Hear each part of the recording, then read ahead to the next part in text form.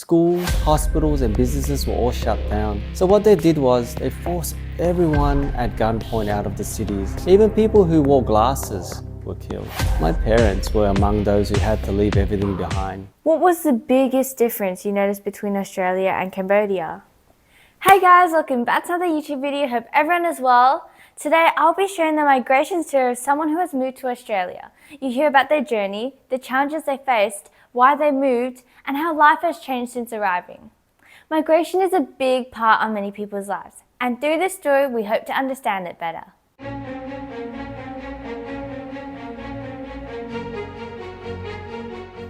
Good morning, my name is Chloe and we are here with T.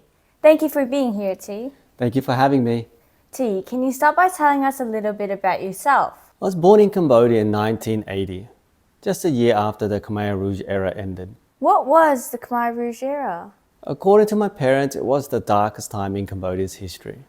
It lasted from 1975 to 1979. A group called the Khmer Rouge, or also known as Khmer Krahom, violently took control of the whole country. Why did the Khmer Rouge want to take over Cambodia? They wanted to completely transform Cambodia, to have no rich people, no smart, intellect people, no schools or religion.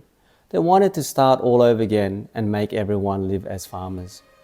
So what they did was they forced everyone at gunpoint out of the cities and made them work in the countryside. My parents were among those who had to leave everything behind. Schools, hospitals, and businesses were all shut down. They executed anyone that they thought were educated, religious, wealthy, or a threat. Even people who wore glasses were killed. To survive, many had to hide or lie about their past. Some even went as far as roughening their hands by rubbing them against dirt, rocks, trying to appear as normal workers rather than office workers. What was the aftermath of the Khmer Rouge regime? About 2 million people died. Some they died from starvation, disease, hard work, or execution. At that time, Cambodia had about 8 million people. That means roughly 1 in 4 people died. It was heartbreaking. How did it end? In 1979, the Vietnamese army invaded Cambodia and removed Khmer Krahom from power. After that, Cambodia slowly began to recover. When did you move to Australia? We moved to Australia in 1987. I was 7 years old. What made you and your parents move to Australia?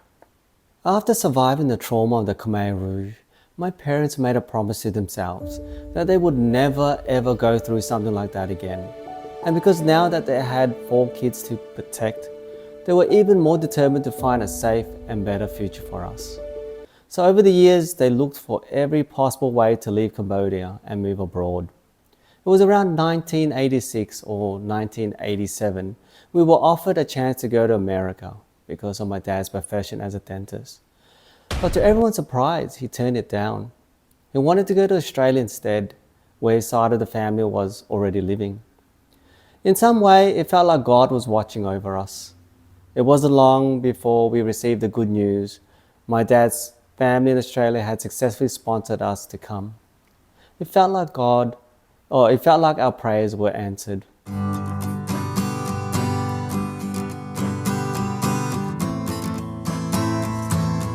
How did you feel when you first arrived in Australia?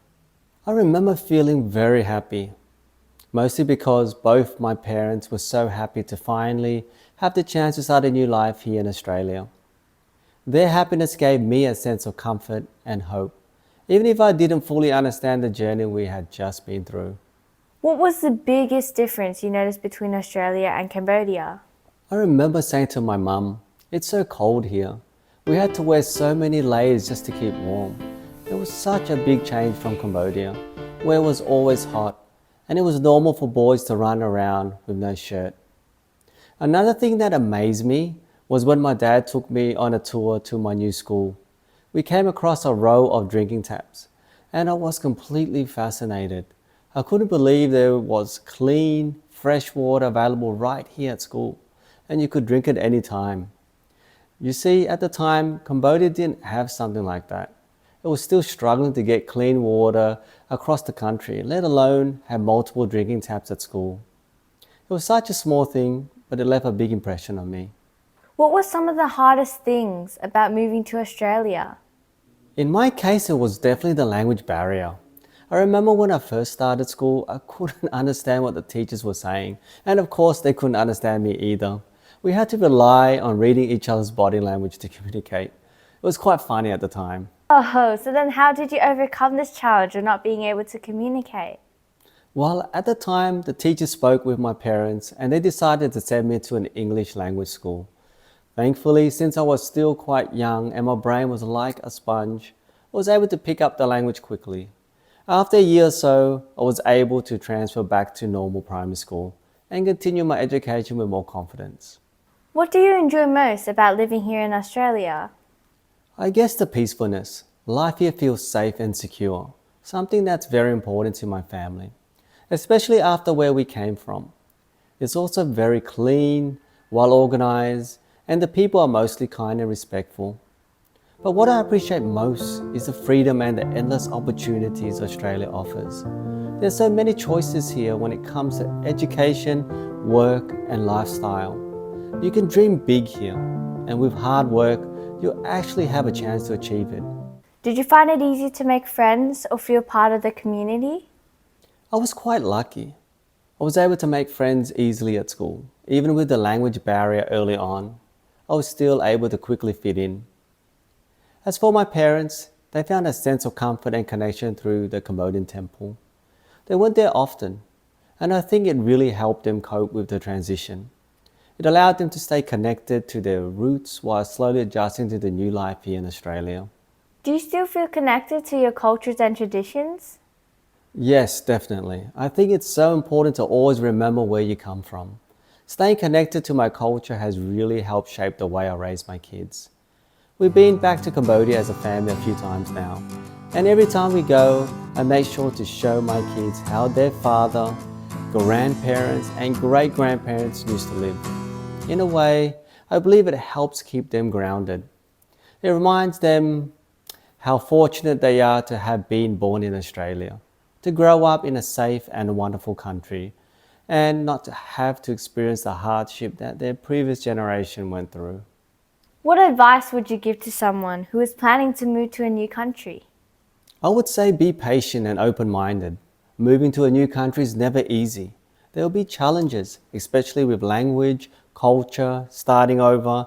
But if you stay focused on your goals and take each day as it comes, things will get better. Make sure to hold on to your culture and values because they are part of who you are. But also embrace the opportunities when it comes. It's okay to feel scared or overwhelmed. My family went through that too. But with time, you will find your place. And if you have children, remember that you are not just building a new life for yourself. You're building a future for them. That's what kept my parents going. And now I understand why. Thank you so much for watching, everyone. Hope you all enjoyed the video. If you haven't already, please like, subscribe, and hit the bell button. See you in the next one. Peace.